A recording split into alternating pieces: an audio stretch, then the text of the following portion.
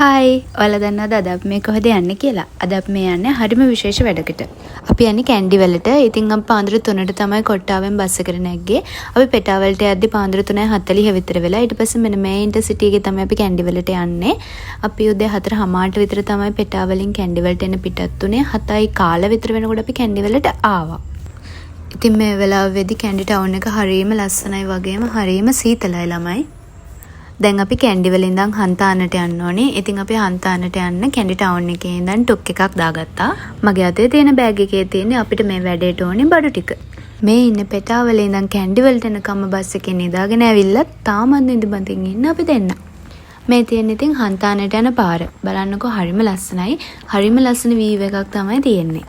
මෙන්න මෙතනින් අපේ ටොක් එක හැරෙව්වා. ඉතින් අපි අද මේ යන්නේ හන්තාන සඳගිරිසෑ පුදබිමට. අති ගෞරවනීය ගංගසිරිපුර ධම්මාලෝක හාමුදුරුවන්ගේ ව්‍යාපාරික සමාජ මාධ්‍ය වැඩමුළුව ගැන මේ වෙනකොට ගොඩාක් අය දන්නවා. අපි මේ යන්නේ හන්තාන සඳගිරිසෑ විහාරස්ථානයේ පවත්වන 21 වෙනි ව්‍යාපාරික සමාජ මාධ්‍ය වැඩමුළුවට සහභාගී වෙන්න.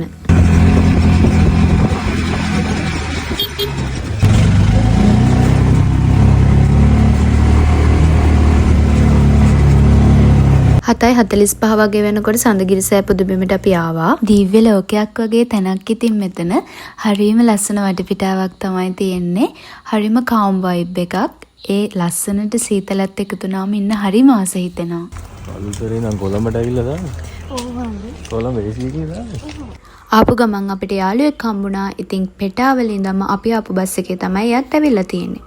මෙන්න මේ දෙන්න ඉතින් ආගේ තොරතුරු කතා කරනවා. මම ඒ දෙන්නගේ පිටිපස්සෙන් යනවා. අපි වොෂ්රූම් එහෙම ගිහිල්ලා නැලවි එනකොට හැමෝම චෛත්‍ය මළුවට ගිහිල්ලා. මෙන්න මෙයා තමයි ඉතින් අපිට හම්බුනලුත් යාළුවා. ඔයාලා මේ ප්‍රෝග්‍රෑම් එකට එන්න හිතන් ඉන්නවා නම් අනිවාර්යයෙන්ම 8ට කලින් මෙතෙන්ට එන්න. මොකද හාමුදුරුවෝ හරියටම 8 වෙද්දි ප්‍රෝග්‍රෑම් එක පටන් ගන්නවා.